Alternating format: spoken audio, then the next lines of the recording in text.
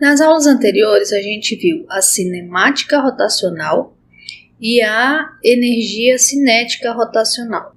Agora eu vou falar para vocês sobre a dinâmica rotacional, ok? Vamos supor que eu quero girar um objeto, ok? Então, a primeira coisa que a gente tem que saber é girar em relação a que eixo, a que ponto. Eu vou girar em relação a que ponto. Vamos supor que eu quero abaixar ou levantar essa luminária. Então, para eu abaixar ou aumentar aqui, eu vou girar em torno desse ponto aqui, ó, né?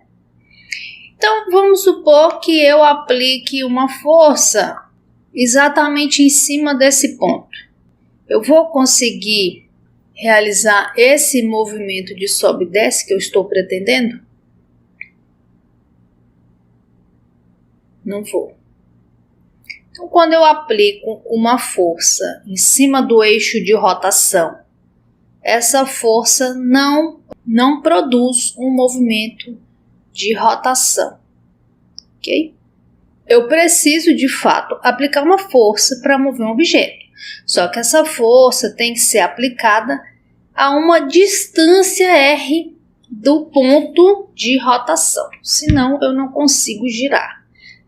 É exatamente por isso que a maçaneta da porta não é colocada próximo ao eixo de rotação da porta, né? Para você abrir a porta, quanto mais longe do eixo de rotação, mais fácil de abrir a porta, né? Por isso que não é colocado nem na beirada perto do eixo e nem no meio da porta, ok? Agora, se eu aplicar uma força nesse sentido, eu vou conseguir fazer esse movimento de rotação que eu pretendo? Pois é, nesse caso também não. Por quê? Porque a força que eu apliquei, ela é paralela ao R, a distância entre o eixo de rotação e o ponto de aplicação da força. Então, quando a força é paralela ao R, eu não consigo fazer o objeto girar, ok? Então, essas duas situações são situações em que a força não produz um movimento de rotação. Então, como que eu faço para obter esse movimento? Eu sei que eu tenho que aplicar essa força a uma distância R, né, do meu eixo de rotação. Então, vamos supor que eu aplique uma força assim. Eu vou conseguir fazer esse objeto girar e vou conseguir abaixar essa luminária, ok? Agora a gente pode marcar o ângulo aqui, ó, entre a força e esse R, né, a distância do eixo de rotação até o ponto de aplicação da força. Esse que é o R. Então, o ângulo entre o F e o R é esse ângulo φ aqui. Ó. Vou fazer o prolongamento do R e eu tenho esse ângulo φ. Por que que eu fiz esse prolongamento? Porque eu sempre vou pegar o ângulo entre 0 e 90. Né? Esse ângulo aqui, ó, é maior do que 90. Então, eu vou pegar esse ângulo aqui, ó, menor do que 90. Porque se eu pegar do lado de cá, eu vou ter um sinal trocado, né, um sinal negativo. E a gente não quer esse sinal negativo, então eu sempre pego o menor ângulo. Ok?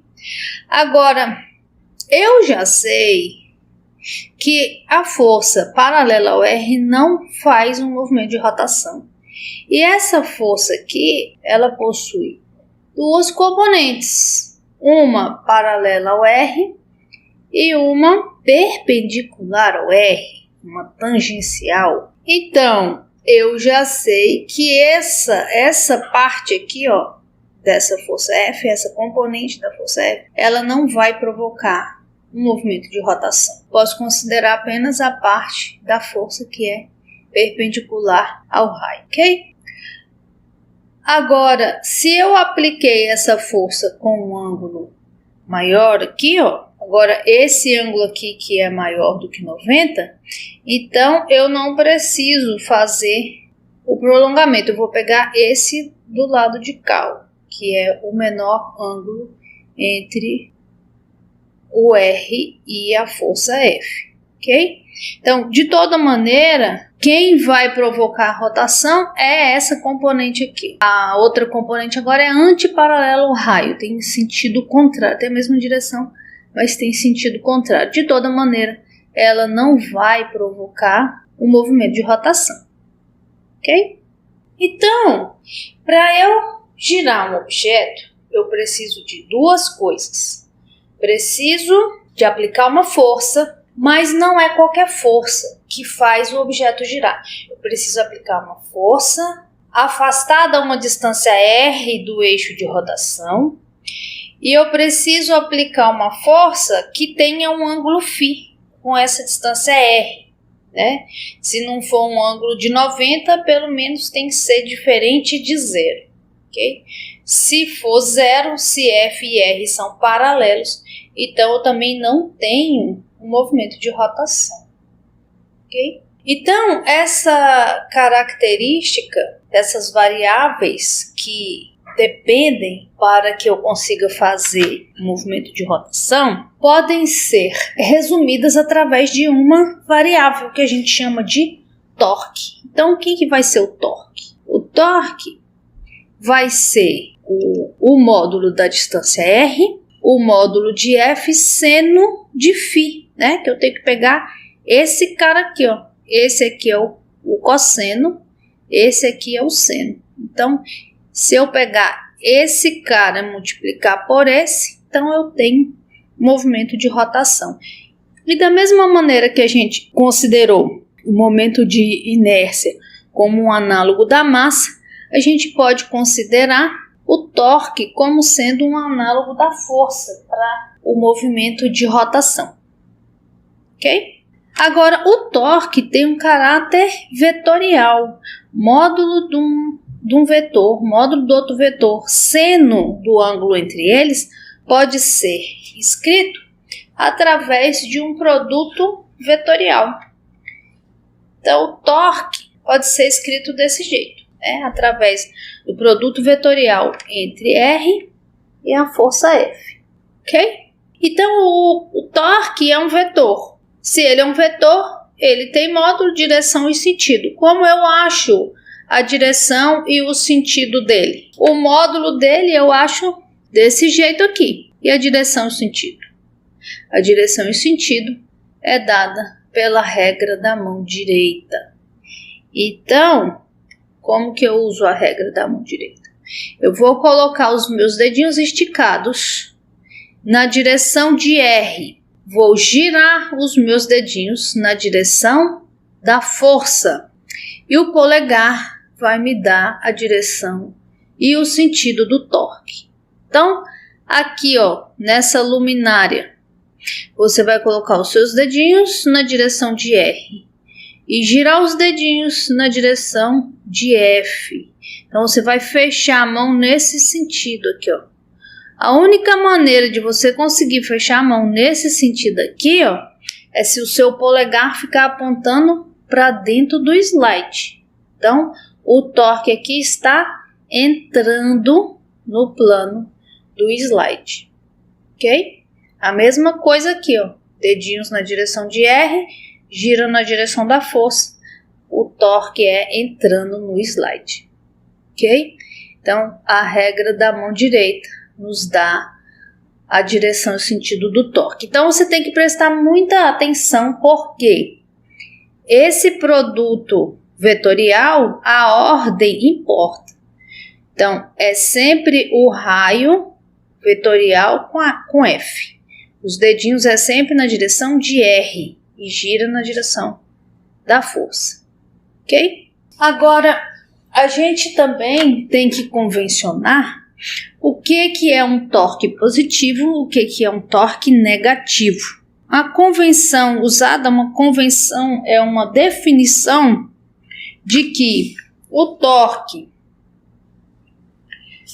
que faz o objeto girar no sentido anti-horário é positivo.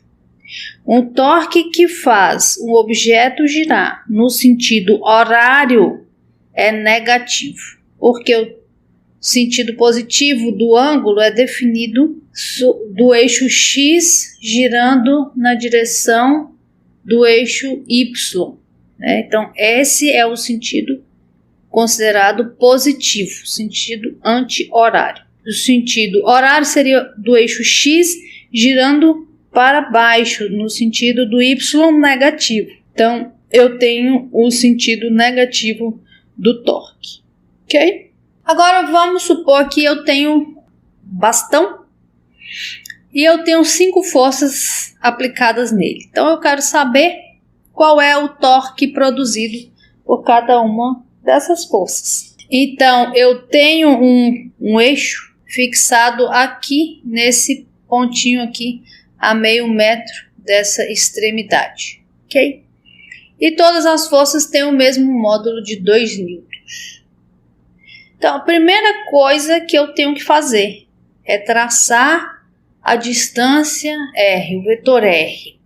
Ele sempre aponta do eixo de rotação até o ponto de aplicação da força. Então, o meu R tem esse sentido aqui. Por que é importante saber o sentido do R? Porque para a gente saber o sentido do torque, eu tenho que saber o sentido do R. Então, o R, nesse caso, é no sentido negativo do eixo X.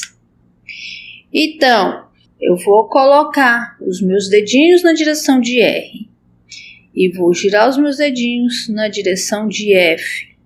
Então, eu vou fechar a mão nesse sentido. Para eu fechar a mão nesse sentido, eu tenho que colocar o polegar apontando para fora do slide, então, apontando na sua direção. Então, ele é positivo.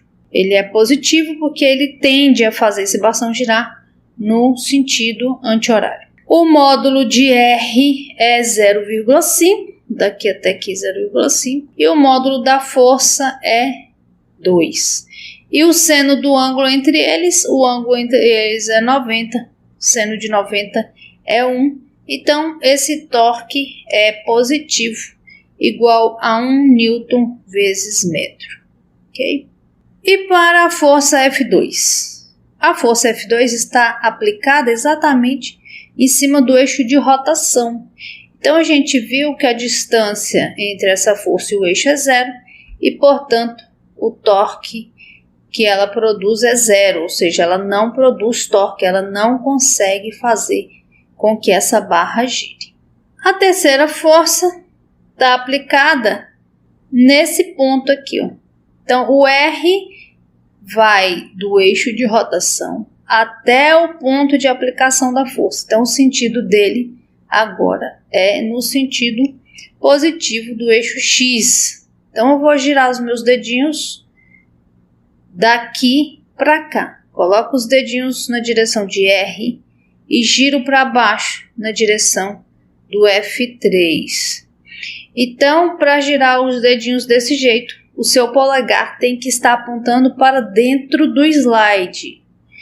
Então, não tem jeito de você girar os dedinhos daqui para cá sem apontar o polegar para dentro do slide, ok? Então, esse torque é negativo. O torque da força F3 é negativo. Agora, daqui para cá, o módulo de R é meio. O módulo da força é 2 newtons e o ângulo entre eles é 90 graus. Então, seno de 90 é 1, o torque é então 1 newton negativo, ok?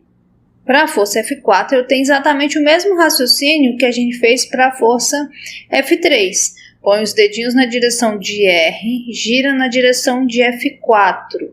Então, o seu polegar tem que estar apontando para dentro do slide. Então, esse torque também vai ser negativo. A distância R continua sendo essa mesma distância meio. E o módulo da força é 2, né? Ele diz que todas as forças têm o mesmo módulo. Só que agora eu tenho um ângulo de 30 graus entre o R e a força é F4. Então, eu tenho agora seno de 30. Então, seno de 30 é meio. Meio vezes 1 vai dar meio. Então, o torque da força F4 é menos meio Newton vezes metro. Para a força F5, o que eu tenho? Eu tenho que a distância vai ser 2,5 menos meio, que é 2. O módulo da força F é também 2, mas R e F são paralelos. Seno de zero, o seno de zero é zero. Então, eu não tenho torque produzido pela força F5 também. Ok? Vamos pensar agora quando a gente estudou a segunda lei de Newton. O que era uma partícula estar em equilíbrio? Uma partícula estava em equilíbrio quando eu tenho a somatória de forças igual a zero. Então, se eu tenho uma partícula aqui, uma força F1 puxa ela para baixo, uma força F2 puxa ela para cima. Se o módulo de F1 é igual ao módulo de F2, então a resultante dá zero e essa partícula não sai do lugar. Ok? Então, eu posso dizer que ela está em equilíbrio. Agora, se eu tenho um objeto, né? Vamos pensar no nosso bastão. Eu coloquei o preguinho aqui, ó, para ele girar no meio, por exemplo. Eu tenho a mesma força F1 aqui e a mesma força F2 lá. O módulo delas continua sendo igual e a somatória das forças continua sendo zero. Mas essa barra vai ficar parada? Ela vai ficar em equilíbrio? O que você acha? Não, ela não vai. Por que ela não vai? Porque o torque produzido pela força F1 vai ser o R, que vai daqui para cá, né, do eixo de rotação até o ponto de atuação da força. Então, você vai pôr os seus dedinhos nesse sentido e vai girar no sentido da força. Então, daqui para cá, eu vou fechar a mão daqui para cá. Eu só consigo fechar a mão daqui para cá se o polegar estiver apontando para fora do slide. Então, eu tenho um torque positivo, né? Eu vou tentar girar essa barra aqui no sentido anti-horário. E a força F2? O torque produzido pela força F2 é daqui para cá o R. Então, eu vou pôr os meus dedinhos apontando daqui para cá. E vou fechar a minha mão nesse sentido. Então, para eu fechar a mão daqui para cá, eu tenho necessariamente que colocar o meu polegar apontando para fora do slide também. Então, daqui para cá, o torque é positivo. Então, se a força F1 produz um torque positivo e a força F2 também produz um torque positivo, a somatória dos torques não vai ser nula e, portanto, essa barra vai começar a girar. Então, eu não tenho equilíbrio se eu não tiver tanto a soma das forças igual a zero, quanto a soma dos torques igual a zero. Então, essa barra do desenho, considerando essas forças F1 e F2, não pode estar em equilíbrio, porque não tem como o torque resultante se anular. Ok?